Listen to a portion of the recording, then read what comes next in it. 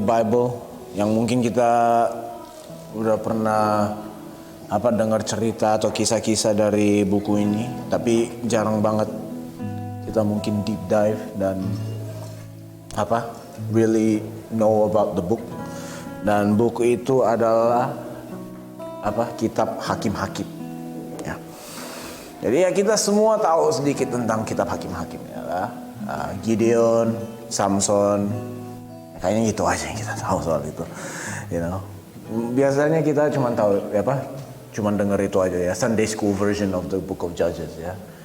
Gideon, testing God leading him to victory karena imannya. Tuhan bilang ya, bukan karena kuatmu tapi karena aku Tuhan kamu akan menang. Dan Samson tentang kekuatannya, rambutnya, orang yang suka main cewek gitu ya. Classic Sunday school stories ya, Sunday school version of Judges. Tapi kita jarang kali bahas tentang main pointnya, the main point of the book of Judges. Jadi mari kita hari ini baca tentang kitab Hakim-Hakim. Firstly, kenapa tiba-tiba Hakim-Hakim ya? Kenapa Hakim-Hakim? Emang aku suka hakimi orang enggak juga. Tapi kenapa tiba-tiba Hakim-Hakim? Karena kalau masih ingat, kalau udah lupa ya nggak apa-apa. Ini kalau ingat aja. Aku suka pakai contoh orang Israel di Perjanjian Lama. Pakai Israel sebagai contoh. Karena kadang-kadang tanpa kita sadar, kita sama dengan orang Israel yang di Perjanjian Lama. Ya, pernah aku khotbah soal pas orang Israel keluar dari Mesir, mereka bersungut-sungut kepada Tuhan. Tetap aja bersungut-sungut kepada Tuhan walaupun Tuhan udah kasih semua mujizat kepada mereka. Dan kita juga kadang kayak gitu. Whatever God gives us, we're not satisfied. We just want more and more and more. We keep complaining to God. And sometimes we tend to make fun of the Israelites, Kayak kita baca di buku ya, di Keluaran atau di Hakim-Hakim juga kita lihat kayak masa sih orang Israel kayak gini. Tapi the reality is we do the same thing. We do the same thing ya. Orang Israel di Perjanjian Lama itu kayak cermin bagi kita. Kayak sebenarnya kita bisa kayak gini. Sebenarnya we're like that. That's how we are. Or we can be like that kalau kita memang nggak jaga diri kita dan nggak ikut maunya Tuhan. So ini di kitab Hakim-Hakim, orang Israel udah keluar dari padang gurun, udah masuk di dalam tanah perjanjiannya. Ya, itu di kitab Yosua. Sekarang setelah Yosua di Hakim-Hakim. Jadi ini terjadi setelah kematiannya Yosua dan sebelum Israel mempunyai raja. Ya. Jadi di antara ini ada ya kisah Gideon, Samson, Ruth juga di waktu ini, di waktu Israel dipimpin oleh hakim-hakim. Awalnya 1 Samuel karena belum ada raja kan, waktu Samuel lahir itu belum ada raja. Itu hakimnya waktu itu Eli. Nah, itu masih waktu hakim-hakim. So, mari kita mulai dari pas sebelumnya kitab Hakim-Hakim di Yosua pasal 24. Kita baca dari ayat 11 sampai 24. Jadi Israel udah masuk tanah perjanjian dan Yosua akan bikin perjanjian baru untuk orang Israel di situ. He'll make a new covenant. So, ya dari ayat 1 sampai ayat 10 dan juga ayat 11 12 Yosua lagi memperingatkan mereka lah. So this is what you've gone through, ya. And this is the end of it. Setelah kamu menyeberangi sungai Yordan dan sampai ke Yeriko, berperanglah melawan kamu warga-warga kota Yeriko, orang Amori, orang Feris, orang Kanaan, orang Het, orang Girgasi, orang Hewi, dan orang Yebus. Tetapi mereka itu kuserahkan ke dalam tanganmu. Ini Tuhan yang ngomong. Verse 12. Kemudian aku melepaskan tabuhan mendahului kamu, dan binatang-binatang ini menghalau mereka dari depanmu, seperti kedua raja orang Amori itu. Sesungguhnya bukan oleh pedangmu dan bukan pula oleh panahmu. Ayat 13. Demikianlah kuberikan kepadamu negeri yang kamu peroleh tanpa bersusah-susah dan kota-kota yang tidak kamu dirikan. Tetapi kamulah yang diam di dalamnya. Juga kebun-kebun anggur dan kebun-kebun zaitun yang tidak kamu tanami, kamulah yang makan hasilnya. Kalau kita stop dulu di ayat ini, ya, this is a really, really good example of what grace is all about. Kasih karunia itu sebenarnya kayak gini. Kita nggak berusaha apa-apa, tapi kita dapat semua benefitnya. Ya sama kayak orang Israel ke tanah perjanjian ya. Sebenarnya yang menangkan semua all their battles itu bukan mereka sendiri, karena Tuhan ada sama mereka, mereka bisa menang. Mereka bisa dapat tanah ini. And it shows here. Ya. Demikianlah kuberikan kepadamu negeri yang kamu peroleh tanpa bersusah-susah dan kota-kota yang tidak kamu dirikan. Israelites did nothing, tapi mereka yang dapat semua benefitnya. Sama dengan kasih karunia-Nya Tuhan. Kita nggak harus lewati the consequence of sin. Kita cuma dapat benefitnya aja untuk hidup di dalam Tuhan. Itu kasih karunia. Nah, I stop there just because we're gonna get into grace later on, because grace is a theme, important theme in the Bible, dan juga di Hakim-Hakim, weirdly or not, grace is something that is important. And this verse kind of shows it. You know, kita nggak berusaha, tapi kita dapat hasilnya. At the end of that verse is, kamulah yang makan hasilnya. We reap the benefit, we reap the reward. Nah, ayat 14. Sekarang ini Yosua yang bicara. Tadi Tuhan sekarang Yosua. Oleh sebab itu, takutlah akan Tuhan dan beribadahlah kepadanya dengan tulus, ikhlas dan setia. Jauhkanlah Allah yang kepadanya nenek moyangmu telah beribadah di seberang sungai Efrat dan di Mesir, dan beribadahlah kepada Tuhan. 15. Tapi jika kamu anggap tidak baik untuk beribadah kepada Tuhan, pilihlah pada hari ini kepada siapa kamu akan beribadah. Allah yang kepadanya nenek moyangmu beribadah di seberang sungai Efrat, atau Allah orang Amori yang negerinya kamu diami ini. Tapi aku dan seisi rumahku, kami akan beribadah kepada Tuhan. That's the famous verse, ya. People like to take that last sentence out. As for me and my house, we will serve the Lord. Ya, ayat 16. Lalu bangsa itu menjawab, jauhlah daripada kami meninggalkan Tuhan untuk beribadah kepada Allah lain. 17. Sebab Tuhan Allah kita, dialah yang telah menuntun kita dan nenek moyang kita dari tanah Mesir, dari rumah perbudakan, dan yang telah melakukan tanda-tanda mujizat yang besar ini depan mata kita sendiri, dan yang telah melindungi kita sepanjang jalan yang kita tempuh, dan di antara semua bangsa yang kita lalui. 18. Tuhan menghalau semua bangsa dan orang Amori penduduk negeri ini dari depan kita. Kami pun akan beribadah kepada Tuhan, sebab dialah Allah kita. Ayat 19.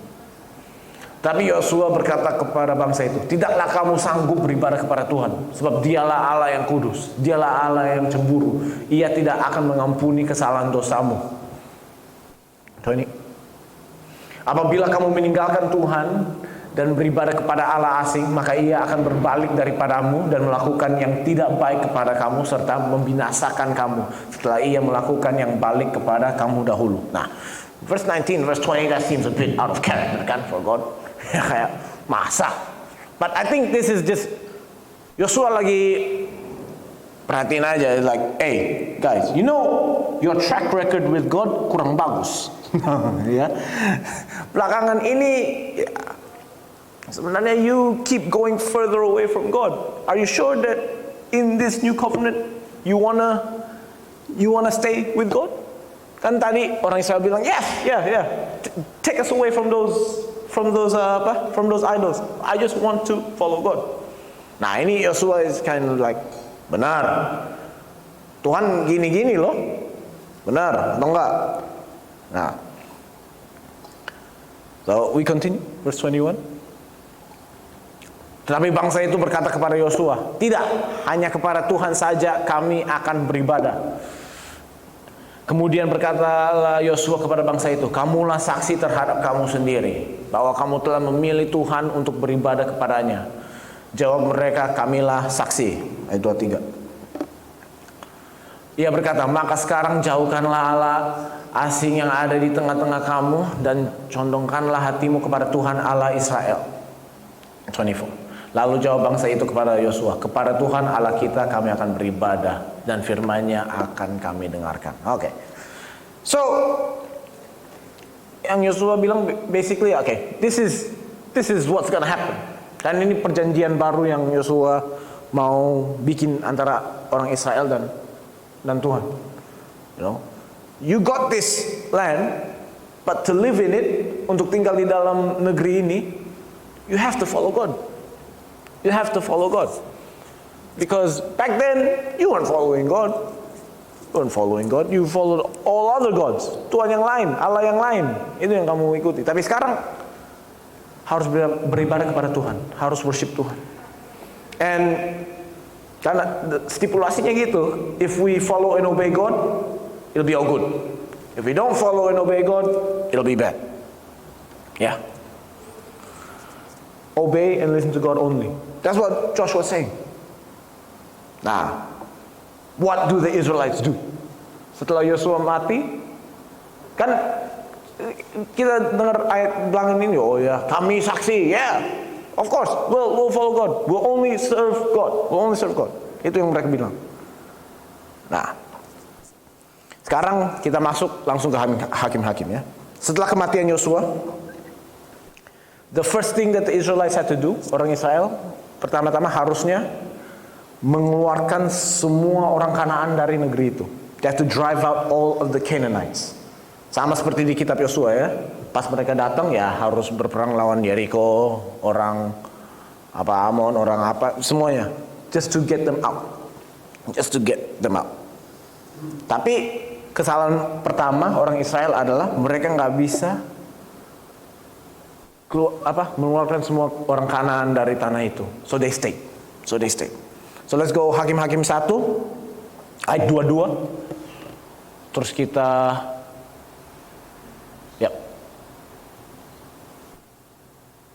Hakim-Hakim 1 kan? Let me check. Sorry. Atau langsung ke 27 aja. Ya.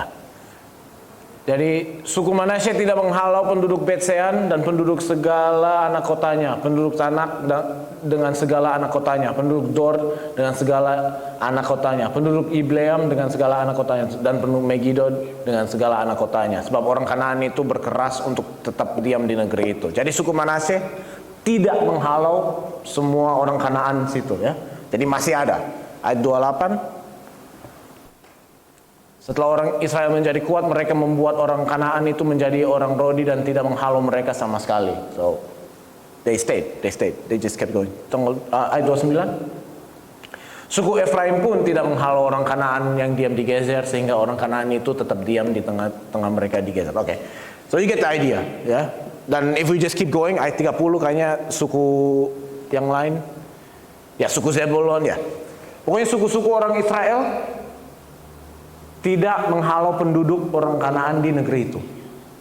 So, they just stayed. Nah, tapi karena orang Kanaan itu masih ada di tanahnya orang Israel, apa yang terjadi adalah orang Israel menjadi lebih kayak orang Kanaan. Menjadi kayak orang Kanaan, bukan orang Kanaan yang menjadi kayak orang Israel. Kan Tuhan gak apa-apa kalau kayak gitu. Kan kayak ada kisah di Yosua Rahab ya. Rahab will serve the God of Israel as well. Tapi what happens di Hakim-Hakim adalah orang Israel malah menjadi kayak orang Kanaan. So let's go to chapter 2 ayat 10. Setelah seluruh angkatan itu dikumpulkan kepada nenek moyangnya, bangkitlah sesudah mereka ini setelah generasi Yosua ya. Kepada nenek moyangnya, bangkitlah sesudah mereka itu angkatan yang lain yang tidak mengenal Tuhan ataupun perbuatan yang dilakukannya bagi orang Israel. Ayat 11. Lalu orang Israel melakukan apa yang jahat di mata Tuhan dan mereka beribadah kepada para Baal. That first sentence of that verse, lalu orang Israel melakukan apa yang jahat di mata Tuhan. We're gonna see that happen a lot, ya. Kata itu bakal show up a lot in this book. Ayat 12. Mereka meninggalkan Tuhan, Allah nenek moyang mereka yang telah membawa mereka keluar dari tanah Mesir, lalu mengikuti Allah lain dari antara Allah bangsa-bangsa di sekeliling mereka dan sujud menyembah kepadanya, sehingga mereka menyakiti hati Tuhan. Ayat 13. Demikianlah mereka meninggalkan Tuhan dan beribadah kepada Baal dan para Asitoret. Nah, so they forgot about God. Even though just one generation before mereka kayak, oh nah, we won't forget God. We're not gonna leave God. Kita akan beribadah kepada Tuhan. Tapi nggak sampai 2 pasal mereka udah kayak gini. Nggak sampai 2 pasal. Ya. Jadi kalau pas kita baca kitab Hakim-Hakim ini ya, I like to think about kitab Hakim-Hakim, kitab Yosua juga. I'd like to think of myself as the Israelites. And mungkin ya dosa sistem dunia itu seperti kayak orang-orang Kanaan gitu. Ya. Hal-hal duniawi yang jujur aja kita mungkin struggle dengan ya. Kita harus habisin seperti apa yang dibilang di Hakim-Hakim 1 dan di Yosua. Harus keluarin semua orang Kanaan dari tanah itu. Jadi hal-hal dunia harus dikeluarin dari diri kita. Karena kalau enggak, kita bakal jadi sama dengan dunia. Sama seperti orang Israel jadi sama orang Kanaan. Ya, kita harus habisin. Harus keluarin. But the problem is when we let it linger, when we let it stay, bakal timbul jadi sesuatu yang besar yang kita nggak bisa kontrol. That we can't deal with anymore. We can't deal with anymore. Nah, dari ayat 14 sampai ayat 19, yang penulis kitab Hakim-Hakim is basically going to give us an overview of what's going to happen in the whole book. Ya, mari kita baca ayat 14. Maka bangkitlah murka Tuhan terhadap orang Israel. Ia menyerahkan mereka ke dalam tangan perampok dan menjual mereka kepada musuh di sekeliling mereka, sehingga mereka tidak sanggup lagi menghadap musuh mereka. Setiap kali mereka maju, tangan Tuhan melawan mereka dan mendatangkan malapetaka kepada mereka, sesuai dengan apa yang telah diperingatkan kepada mereka oleh Tuhan dengan sumpah, sehingga mereka sangat terdesak. That's the same one di Yosua, ya, sumpah yang sama di Yosua. Ayat 16. Maka Tuhan membangkitkan hakim-hakim yang menyelamatkan mereka dari tangan perampok itu. Tapi juga para hakim itu tidak mereka hiraukan, karena mereka berzina dengan mengikuti Allah lain dan sujud menyembah kepadanya. Mereka segera menyimpang dari jalan yang ditempuh oleh nenek moyangnya dan mendengarkan perintah Tuhan. Mereka melakukan yang tidak patut. Setiap kali apabila Tuhan membangkitkan seorang hakim bagi mereka, maka Tuhan menyertai hakim itu dan menyelamatkan mereka dari tangan musuh mereka selama hakim itu hidup. Sebab Tuhan berbelas kasihan mendengar rintihan mereka karena orang-orang yang mendesak dan menindas mereka. Apabila hakim itu mati, kembalilah mereka berlaku jahat, lebih jahat dari nenek moyang mereka, dengan mengikuti Allah lain, beribadah kepadanya dan sujud menyembah kepadanya. Dalam hal apapun mereka tidak berhenti dengan perbuatan dan kelakuan mereka yang tegar itu. So, this is what's gonna happen. Ya, dari ayat 11 sampai ayat 19, itu apa yang terjadi. Coba ayat 11. Jadi cycle-nya bakal kayak ini ya. Pertama, orang Israel akan berdosa kepada Tuhan. Ya, they're gonna disobey God and sin against God. Yang kedua, ayat 15.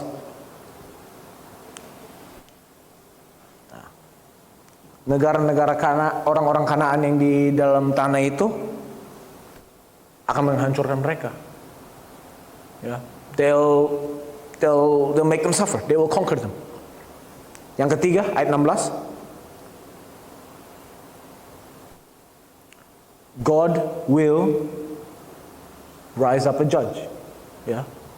God will rise up a judge to save them. Kayaknya di ayat 17 ada kata enggak ada, never mind. Terus step 4 ayat 18. Tuhan akan menyertai hakim itu untuk menyelamatkan Israel. Ya. Karena belas kasihnya. Grace, that's the theme of Judges that we're going to get to later. Terus step 5 ayat 19. Setelah diselamatkan, are they gonna be all good? Enggak. Hakimnya mati, balik lagi dosa. Tapi dosanya enggak yang sama, dosanya malah lebih jahat lagi. So the cycle goes like this, but every time it goes back around, malah ke bawah lagi, malah ke bawah lagi, malah ke bawah lagi. And we see that, yeah, and we see that happen in the Israelites. Karena awalnya hakim-hakimnya oke, hakim-hakimnya oke aja, tapi terus kita lihat hakim yang lain, as we keep going on, orang Israelnya makin kacau, hakim-hakimnya juga makin kacau, and it's just not good. It's just not good.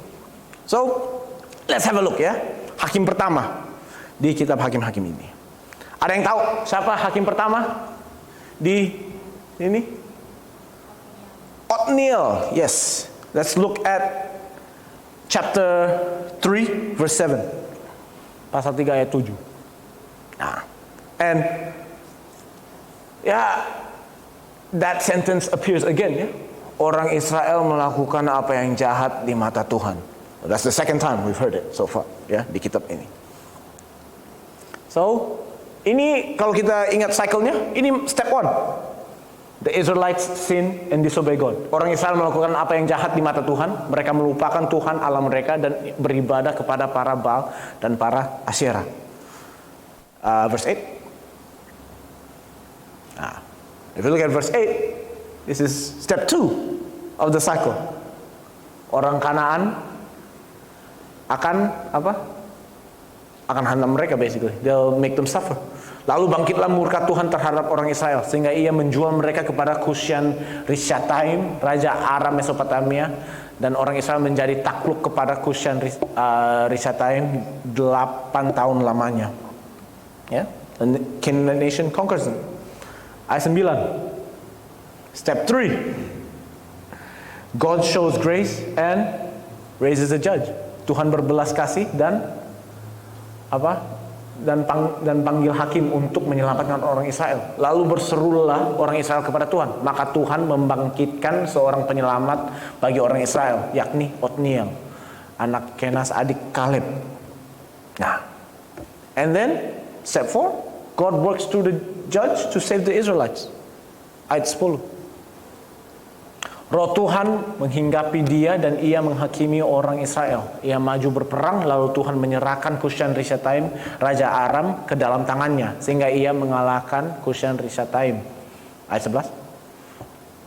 Lalu amanlah negeri itu 40 tahun lamanya. Kemudian matilah Othniel anak Kenas. Okay, so that's what happens when there's a judge. Sampai hakimnya mati. So what would the cycle say? Step 5, mereka malah dosa lagi. Yeah. So what's the next verse? Ayat 12. Tetapi orang Israel melakukan pula apa yang jahat di mata Tuhan. Same thing. Cycle begins again. Yeah. When the judge is gone, the Israelites will sin, but even worse. Jadi tetap terus. Tetap kayak gitu aja. Second judge, Ehud, same thing happens. Same thing happens. We can keep reading it. Ada yang tahu kisah tentang Ehud dan Raja Eglon? Ya, kalau orang gemuk dan nggak ada motivasi untuk diet, mohon jangan kayak Raja Eglon aja ya. Ya, saking gemuknya pedangnya di dalam terus lemaknya kayak tutupi pedangnya supaya nggak bisa dikeluarin, kayak aduh astagfirullah, nggak mau kayak gitu. Oke. But yeah, second judge, same thing. Third judge, ada yang tahu siapa? Hakim yang ketiga di kitab? Ada Samgar, but the main one that's more known is Deborah. Deborah is a famous judge. Same thing. Orang Israel melakukan apa yang jahat di mata Tuhan. Judge raised up. God blessed the judge. God saves the people. And the people sin again. Nah itu. Jadi antara pasal 2 sampai pasal 16, kata itu, tetapi orang Israel melakukan apa yang jahat di mata Tuhan, that shows up 7 times. Yeah.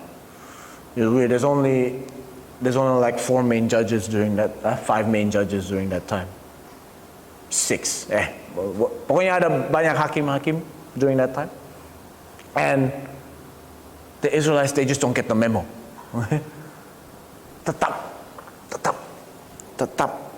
tetap jatuh ke dalam dosa. And they keep doing it. Nah ini lumayan on brand ya. Kalau orang Israel, kita udah tahu ini dari kitab Keluaran, kitab Yosua juga kayak gini. Tapi kadang kita juga kayak gini gak sih? Kalau kita lihat cycle itu, kadang kita juga lewati cycle itu. Step 1, we sin, kita dosa, kita jatuh dalam dosa. Kita melakukan apa yang jahat di mata Tuhan. Terus ya karena itu, step 2, kita juga lewati masalah. Kita juga lewati our own personal things. Step 3, God shows grace and God helps us. And step 4, after a while, kita juga lupa dan kita tetap berdosa juga. You know? So, a question is, kalau ini kan kitab hakim-hakim ya, kalau ada orang nulis buku soal kita, berapa kali kata-kata itu akan muncul kalau ada buku soal kita? How many times would that phrase come up? You know? Tetapi JC melakukan pula apa yang jahat di mata Tuhan. How many times would that come up? Yeah? It's not 0. I can tell you that. Gak mungkin 0 lah. You know? This is why it's important. Dari awal hakim-hakim ya, dari awal hakim dan dari endingnya Yosua, kita harus habisin semua yang jahat dalam kita. Nah, kita tahu bukan kita yang habisin, tapi Yesus yang menyelamatkan kita dari itu. Tapi we have to live in a way that shows that. Kan udah dihabisin sebenarnya oleh Yesus. It's done. Tapi tetap aja kita balik dan melakukan apa yang jahat di mata Tuhan. So we have to live in a way that shows that the Canaanites are gone. We have to live in a way that shows that we're a new creation. God lives in us. We don't do that anymore. Dan jangan lupa ya, tiap kali orang Israel balik ke dalam dosa, mereka makin parah dosanya. Mereka makin jahat, makin jauh dalam Tuhan, dari Tuhan, makin jauh. Nah, hakim-hakimnya juga makin lama, makin parah. This is a very very interesting thing in the book of Judges ya. Kalau Sunday school itu kita cuman bahas yang oke-okenya aja, soal Gideon, Samson. Tapi they're not good people, they're not good people. Ya, Othniel, Ehud, Deborah masih oke lah ya. Awal-awalnya masih oke. Nah, tapi we get to Judges 6 ya, Hakim-hakim 6, kisah Gideon. Famous story ya. We know about Gideon ya, Gideon dia penakut ya. Gideon sebenarnya itu dia orang penakut. Dia saja yang kuminta kepadamu, ini pada akhir-akhirnya ya. Baiklah kamu masing-masing memberikan anting-anting dari jarahannya, karena musuh itu beranting-anting emas, sebab mereka orang Ismail. Ayat 5. Jawab mereka, kami mau memberikannya dengan suka hati. Dan setelah dihamparkan sehelai kain, maka masing-masing melemparkan anting-anting dari jarahannya ke atas kain itu.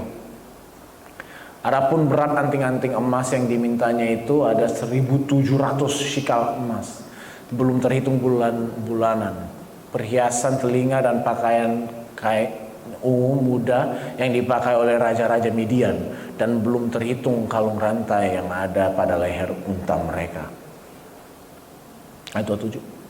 Kemudian Gideon membuat efod dari semuanya itu dan menempatkannya di kotanya di Ofra. Di sanalah orang Israel berlaku serong dengan menyembah efod itu. Inilah yang menjadi jerat bagi Gideon dan seisi rumahnya. So it's not good ya. Pokoknya tiap kali ada pemimpin Israel minta anting atau jewelry, it means a bad thing, bro. It means a bad thing. Dan sama kayak Harun di Keluaran. Same thing. It's gonna end bad if Bang Jo comes up here and give me all your necklaces. Oh, that's not good. That's not good. Yeah. Jadi the cycle continues. The cycle continues. Yeah. We only know Gideon about, oh yeah, guy has faith. Guy has faith. It even says in Hebrews ya, di kitab Ibrani, Gideon itu punya iman. Tapi tetap aja kayak gitu. Nah, the next famous judge mungkin Samson ya. We know about Samson. Ya, rambut panjang, tenaga kuat, suka main cewek. Ya, that's Samson. Nah, fun fact ya, di Sunday School biasanya kita diajarin bahwa Samson itu cuma punya satu cewek, the famous one, Delilah kan. Tapi sebenarnya Samson sebelum Delilah udah nikah sama wanita lain, suka main-main dengan cewek lain juga. He's not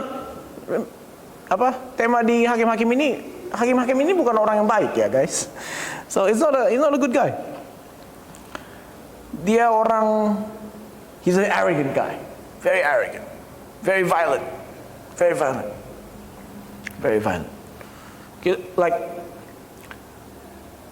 Kita tahu ya gimana Samson mati. Pada akhirnya dia udah ditangkap sama orang Filistin. Terus dia kayak tanya Tuhan, God give me my strength back and I'll pay you back. And dia diikat kan pakai rantai to the building. And then he just tore the building down dan semuanya mati. Nah, pas Sunday School, ya pas sekolah minggu kita dengar kisah itu kayak, oh ya, is that good? Dia bunuh banyak orang pas akhirnya. Is that a good thing? And biasanya guru sekolah minggu juga bingung itu hal yang bagus atau enggak. But yeah, when we're reading Judges, it's hard to teach these things to kids. But the reality is, even though they did good things, these judges were not good people. These judges are not good people. Tapi walaupun mereka orangnya karakternya mungkin kurang bagus ya, Tuhan masih memakai mereka. God still uses them. Nah, this doesn't mean God endorses what they do. Nah, ini bukan artinya bahwa Tuhan oke dengan apa yang mereka buat. It's still a sin. It's still evil in God's eyes. Tapi what this shows is, di atas semua hal ini Tuhan mau menyelamatkan umatnya, and He'll use whatever He can. These are the people He has to work with. He'll use it to save His people. That's grace. Whatever means He has, He'll use it. Samson has his flaws, but God still used him. Gideon had his flaws, but God still used him. Doesn't mean they were good people. God still used them. Because God cares about His people. God cares about His people. Tuhan bisa aja biarkan orang Israel tersiksa, but He'll use what He has to help His people. Yeah. Nah, tapi that there's two sides to that story kan ya. The good thing is that God will use everything that He can, whoever He can, to save His people. The other side is, just because someone is used by God doesn't mean he's a good person. Yeah, that may be a newsflash, but just because someone is used by God doesn't mean he's a good person. No one is special because they're used by God. We all can be used by God. Kita semua bisa dipakai oleh Tuhan. Just because you're used by God doesn't mean you're special. In the end, God chooses who He wants. And people can do whatever they want. Nah, maka that idea that God can use imperfect people, kadang kita nggak paham itu. Kadang kita nggak paham. That's why every time we see a pastor caught up in a scandal, sometimes our first reaction is like, wah, kacau. Masa orang yang dipakai Tuhan bisa kayak gitu? But this book, Kitab Hakim-Hakim ini just shows, of course they can. Bisa aja. Because God doesn't care. God will use whoever to save His people. And that's the reality. That's the reality of it. Because of God's grace, God will use what He can to save His people. Now, moving on. Setelah kisahnya Samson, kitab Hakim-Hakim ini membahas 3 kisah yang terjadi dalam waktu ini ya. It's not good stories. These stories are bad.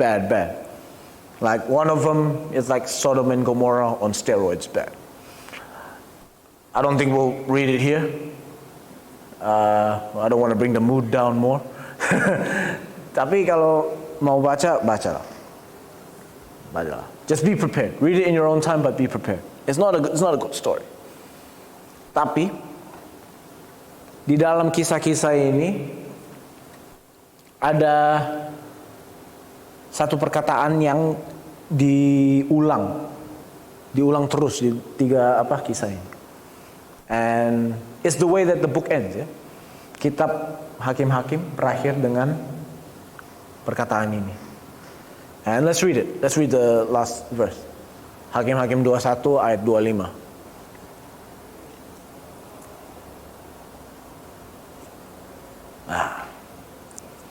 Pada zaman itu tidak ada raja di antara orang Israel. Setiap orang berbuat apa yang benar menurut pandangannya sendiri.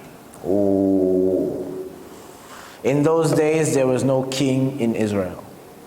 Everyone did whatever he wanted. That's chills. Ya. This is a great way to end the book ya. Karena kitab setelah Hakim-Hakim adalah Ruth. And what does Ruth tell the story of? It tells the story of the forefathers of David. Yeah, because from Ruth we get the bloodline of David. What they needed was a king. What the Israelites needed was a king. Tapi, as we'll see later on, juga di 1 Samuel, 2 Samuel, they don't need a normal king. Bukan raja biasa yang mereka perlu. Yeah.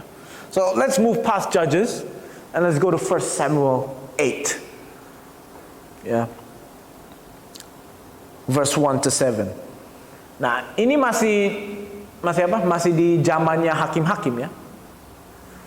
Ini masih di zamannya Hakim-Hakim. Setelah Samuel menjadi tua, diangkatnya anak-anaknya laki-laki menjadi hakim atas orang Israel. So Samuel's kids, they were judges as well. This was still the time of the judges. Nah, kitab Rut dan awalnya kitab 1 Samuel ini masih di zamannya Hakim-Hakim ya guys. Nah, verse 2, let's continue. Nama anaknya yang sulung ialah Yoel dan nama anaknya yang kedua ialah Abia. Keduanya menjadi hakim di Beersheba. Tapi anak-anaknya itu tidak hidup seperti ayahnya. Mereka mengejar laba, menerima suap dan memutar balikkan keadilan. So Sama lah. Masih on brand ya sebagai hakim. Orang nggak benar menjadi hakim ya. Still on brand. Oke. Ayat 4. Sebab itu berkumpullah semua tua-tua Israel. Mereka datang kepada Samuel di Rama. Dan berkata kepadanya, engkau sudah tua dan anak-anakmu tidak hidup seperti engkau. Maka angkatlah sekarang seorang raja atas kami untuk memerintah kami. Seperti pada segala bangsa-bangsa lain. Oke. Kalau kita lihat the endingnya kitab Hakim-Hakim, problemnya mereka nggak punya raja. Nah, kita lihat ayat ini. Kayaknya orang Israel they're getting okay. They're taking a step in the right direction. Mereka minta raja. Tapi kenapa mereka minta raja? Seperti pada segala bangsa-bangsa lain. Nah, bangsa-bangsa lain, bangsa-bangsa yang mana? Ya, orang Kanaan itu kan those that were around them. More and more during this time, orang Israel mau lebih kayak orang Kanaan. And this is more proof. They want to be like those around them. Mereka nggak mau raja because it's good. Mereka mau raja karena supaya lebih kayak bangsa-bangsa yang lain ini. Nah, verse 6. Waktu mereka berkata, berikanlah kepada kami seorang raja untuk memerintah kami. Perkataan itu mengesalkan Samuel. Maka berdoalah Samuel kepada Tuhan. So Samuel gets it, ya. Mereka mau raja, not for good reasons. Not for good reasons. Ayat 7. Tuhan berfirman kepada Samuel, dengarkanlah perkataan bangsa itu dalam segala hal yang dikatakan mereka kepadamu. Sebab bukan engkau yang mereka tolak, tetapi akulah yang mereka tolak, supaya jangan aku menjadi raja atas mereka. Jadi, reading this, what it means is, dari awal, dari sebelum hakim-hakim, dari sebelum Yosua, dari keluaran, mereka sebenarnya udah punya raja. Tapi mereka nolak. They rejected God as king. They rejected the king that could save them. So, kalau kita baca endingnya kitab Hakim-Hakim lagi, in those days there was no king and everyone did what they wanted. Ya, hanya ada raja. Mereka aja nggak lihat, mereka aja nggak ikut, mereka sendiri yang nolak. Yeah. That's why, if we know the story, in the end Israel did get a king. After this, God said here, follow them, get them a king lah, get them a king. And it became this again lah, good kings, bad kings. That's not the king that the book of Judges means. The king that could save them, the king that they needed, was the king that they rejected. Yeah. So, in the beginning, I talked a bit about grace. And that's what the book of Judges really is about. It's about grace. It doesn't really say it in the book of Judges. Tapi kita bisa lihat berapa kali orang Israel jatuh. Betapa dalam mereka jatuh dalam dosa. Betapa jahat orang Israel became. Tapi Tuhan tetap mau menyelamatkan umatnya. Ya. They sinned. God still saved them. They rejected God as king. And God still came back and gave him a second chance. After hundreds of years, karena ini kitab Hakim-Hakim, this goes on for quite a while kan. Ada hakim kayak menjadi hakim 80 tahun, 40 tahun, 20 tahun. So ini berapa ratus tahun ini. God shows grace and keeps giving them a second chance. And that's how He is with us as well. Kalau kita lihat ini, Tuhan kayak gitu juga dengan kita. So to recap the book of Judges. Yang pertama, kita sama orang Israel. Kita juga ada di dalam cycle dosa yang cuma Tuhan bisa menyelamatkan kita dari. Number 2, we need to give no room for the world to operate. We have to live in a way that shows that we are not of the world. Kita beda sama orang Kanaan. Kita nggak boleh kasih dunia kesempatan. Nanti kita bakal jadi sama dengan dunia. Seperti kayak orang Israel menjadi sama dengan orang Kanaan. Yang ketiga, God can use anyone. God can use anyone. Because it doesn't matter who God uses. God just wants to save His people. Gak penting siapa Tuhan pakai. Yang penting umatnya diselamatkan. Yang keempat, God is the God of grace. Above everything else, it's because of God's grace and love that He saves us. Yep. That's it. Thank you. God bless.